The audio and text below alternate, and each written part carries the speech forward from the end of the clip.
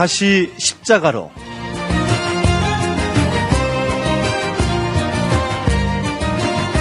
조금 전 어린 학생들이 고백했던 예수님 좋은 아침입니다 라는 그 고백처럼 다시 십자가로 우리 일상 가운데 십자가의 승리가 이어지기를 원합니다. 우리의 신앙을 일상생활에 적용시켜보는 시간인데요. 오늘도 눈먼 기독교의 저자 광명계명교회 박태양 목사님 자리해 주셨습니다. 할렐루야 목사님 안녕하세요. 네, 반갑습니다. 송 PD님, 예. 추석 잘 보내셨죠? 잘 보냈습니다. 예, 신앙의 가문이니까 온 가족이 함께 모여서 예배드리거나 또는 기도하셨을 것 같은데. 네, 추석 명절 온 가족과 함께 또 찬송하고 또 예배하고 그리고 모여서 그냥 가족에 대한 이야기에서 끝나는 게 아니라 이제 우리 가족이 복을 받으려면 하여튼 하나님을 잘 섬겨야 한다라는 그 결론으로 도달하게 되는 그런 아름다운 대화가 참 좋았던 것 같아요. 감사하네요. 예. 네. 우리 목사님 가정은 어떻게 지내셨어요? 추석 당일은 주일이었잖아요. 그렇죠. 그러니까 평소와 다름없이 예배하고. 지냈고요. 예. 월요일에는 부모님과 동생 가족을 만났습니다. 예. 제 어머님은요, 가족 모임 때마다 제 아이들과 조카들에게 용돈을 주시거든요. 예. 그런데 꼭 성경 암송을 먼저 시키십니다. 이야. 그래서 이번에도 우리 아이들이 시편 1편 말씀을 암송했는데요. 예. 피디님도 시편 1편 아시죠? 그렇죠. 복 있는 사람은 악인들의 꾀를 따르지 아니하며 죄인의 길에 서지 아니하며 그렇죠. 이렇게 시편 23편과 더불어 많은 분들이 좋아하는 시편이잖아요. 그렇죠. 오늘은요, 시편 1편이 말하는 복 있는 자는 어떤 사람인지 잠깐 생각해 보면 좋겠습니다. 좋습니다. 복 있는 자 어떤 사람입니까? 복 있는 사람은 우선 경건합니다.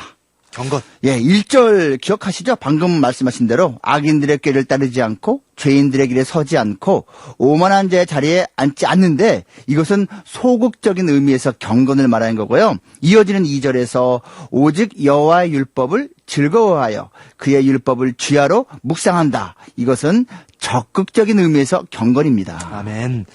악인, 죄인, 오만한 자와 달리 의인은 경건하게 사는데 그 핵심이 하나님의 말씀이라는 거네요. 그렇죠. 의인은 하나님 말씀을 갖고 있기 때문에 악인들의 모임에 들어가지를 않습니다. 거부하는 거죠. 예. 그리고 악인은 하나님 말씀을 거부하기 때문에 의인들의 모임에 들어오지를 못합니다.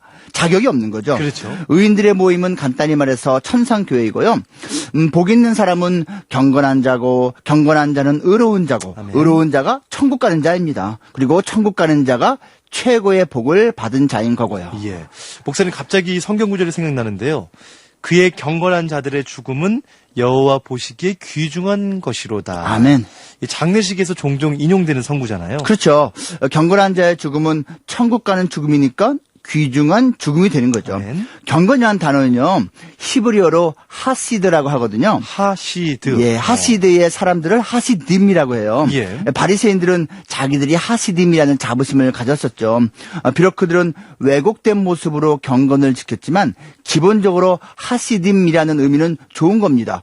크리스천은 이 시대의 경건한 자들 하시딤이잖아요. 아멘. 경건한 자들이 복 있는 자들이다. 오늘 그 복 있는 사람이 어떤 사람인지 생각해보고 있는데 복 있는 자 또 어떤 자입니까? 복 있는 자는 결실합니다. 결실. 예, 열매 맺는다는 뜻이죠.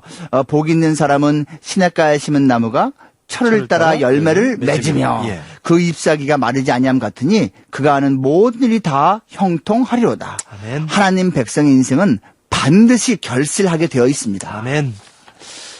저는 지금 그 성경 구절을 또 읽으면서 그 잎사귀가 마르지 아니함 같다라는 그 말도 참 감동했고요. 그러고 보니까요, 목사님, 이 악인들은 오직 바람에 나는 겨와 같다라는 구절과 이 대조를 이루고 있는 표현 같아요. 그렇죠? 겨는 아무 쓸모없는 거잖아요. 겨를 얻기 위해서 농사를 짓는 사람은 없잖아요. 어떻게 보면 철을 따라 열매 맺는 나무, 그리고 바람에 나는 겨, 반대 모습을 보여주고 있는 것 같아요. 철을 따라 열매를 맺는 인생은 잎사귀도 마르지 않는데요. 이런 삶을 형통이라고 말하는 것이죠. 물론 형통이라는 것이 힘든 일이 전혀 발생하지 않는 것이 아니라 힘든 일도 극복해낸다는 의미인 것을 알고 계시잖아요. 아멘. 여기서의 결실은 가뭄과 폭풍우가 있어도 결국 끝끝내 좋은 열매 맺는 것을 말합니다. 아멘.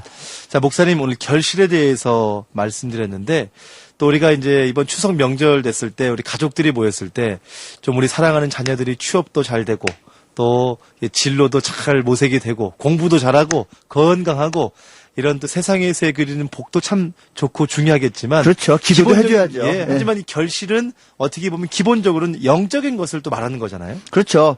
성령의 열매라든지 뭐 아무튼 하나님 나라와 어울리는 열매를 말하는 거죠. 예. 아까 복 있는 자는 경건하다고 했죠. 네. 경건을 하시드라고 했고요. 예. 이 하시드와 형제 단어가 있습니다. 예. 바로 헤세드예요. 아. 많이 들어보셨죠? 그렇죠. 은혜. 예. 이 하나님의 헤세드를 누리는 자가 복받은 자고요. 이 헤세드를 나누며 전하는 자가 또한 복받은 자입니다. 헤세드는 우리가 결실해야 하는 가장 큰 열매라고 할 수 있겠죠. 아멘. 자, 복 있는 자 또 어떤 사람인가요? 복 있는 자는 견고합니다. 방금 아기는 바람에 나는 겨와 같다고 했는데요.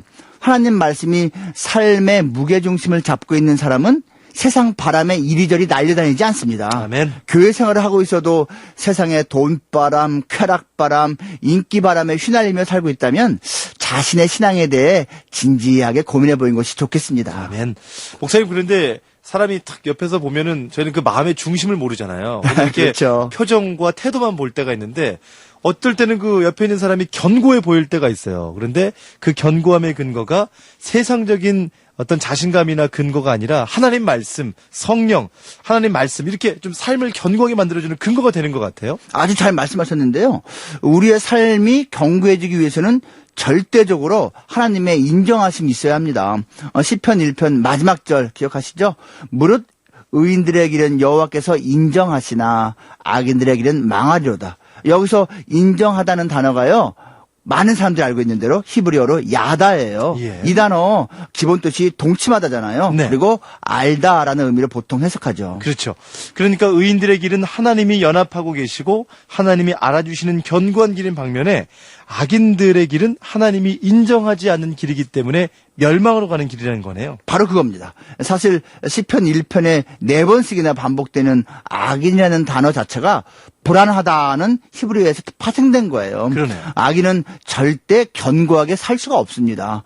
불안하게 사는 것이 악인이에요. 그리고요. 바람에 나는 겨에서 날다라는 단어는 쫓기다라는 뜻이거든요. 그러니까 악인은 쫓겨 사는 인생인 거죠. 이야. 자, 오늘 시편 1편을 가지고 복 있는 자에 대해서 알아봤습니다. 경건하고 또 결실을 맺어내고 또 견고하다라는 것 살펴봤고요. 오늘도 귀한 말씀 광명계명교회 박태양 목사님이었습니다. 고맙습니다. 여러분은 모두 이미 복 있는 사람입니다. 고맙습니다.